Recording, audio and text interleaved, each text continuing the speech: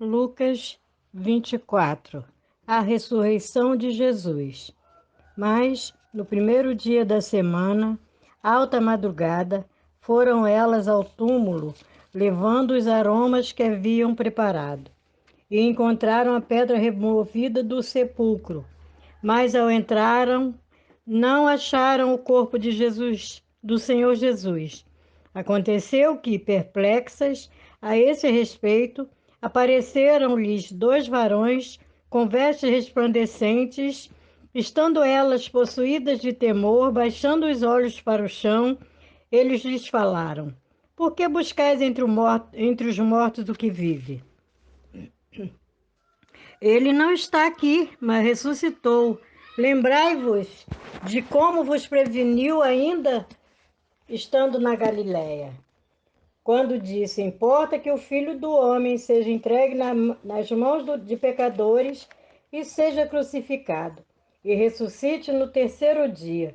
Então se lembraram das suas palavras e, voltando do túmulo, anunciaram todas essas coisas aos 11 e a todos os mais que estavam com eles. Eram Maria Madalena, Joana e Maria, mãe de Tiago. Também as demais que estavam com elas confirmaram essas coisas aos apóstolos. Tais palavras lhes pareciam um como delírio e não acreditaram nelas. Pedro, porém, levantando-se, correu ao sepulcro e, abaixando-se, nada mais viu senão os lençóis de linho e retirou-se para casa, maravilhado do que tinha acontecido. Naquele mesmo dia, dois deles estavam de caminho para uma aldeia chamada Emaús, distante de Jerusalém 60 estádios, e iam conversando a respeito de todas as coisas sucedidas.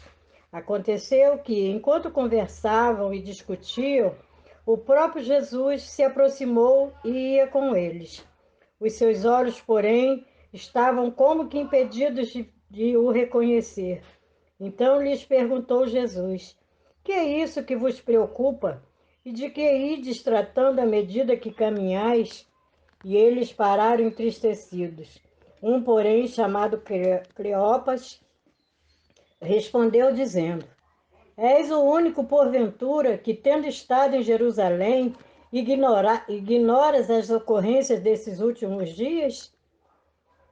Ele lhes perguntou: Quais? Explicaram: O que aconteceu a Jesus, o Nazareno, que era varão profeta, poderoso em obras e palavras, diante de Deus e de todo o povo, e como os principais sacerdotes e as nossas autoridades o entregaram para ser condenado à morte e o crucificaram.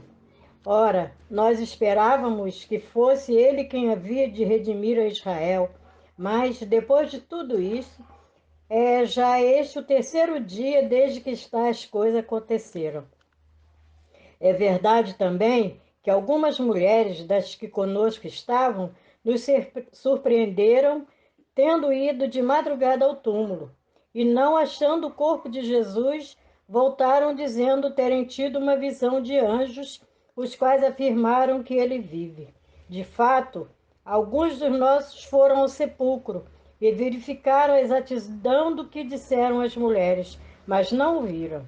Então lhes disse Jesus: Ó nécios e tardos de coração, para crer tudo que os profetas disseram, porventura não convinha que o Cristo padecesse e entrasse na sua glória?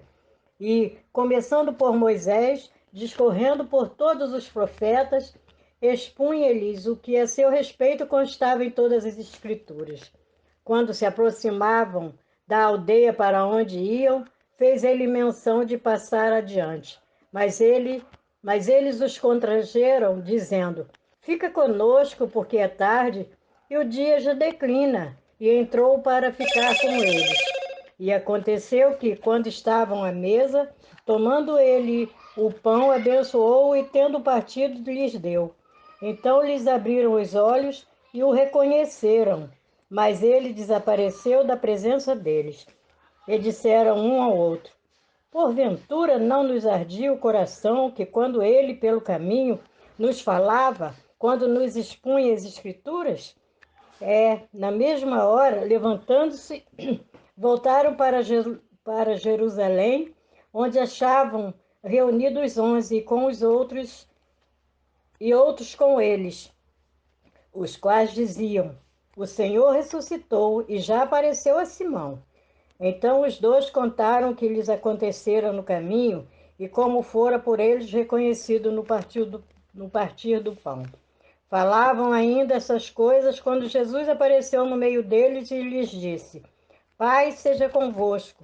Eles, porém, surpresos e temorizados, acreditavam estarem vendo um espírito. Mas ele lhes disse: Por que estáis perturbados? E por que sobe em dúvida o vosso coração?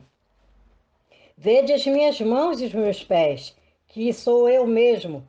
Apalpai-me e verificai, porque um espírito não tem carne nem ossos, como vedes que eu tenho. Dizendo isso, mostrou-lhe as mãos e os pés.